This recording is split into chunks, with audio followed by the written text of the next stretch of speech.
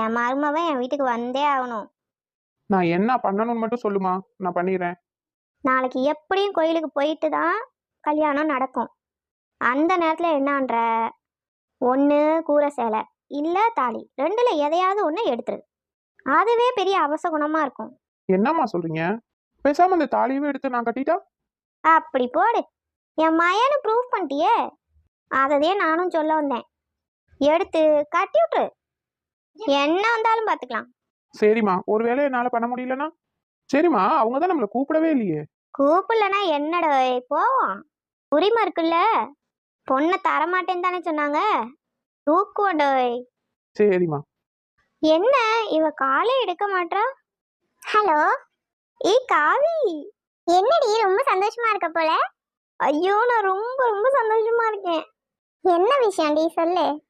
ஒரு விஷயமா இருந்தா சொல்லலாம், அடுத்த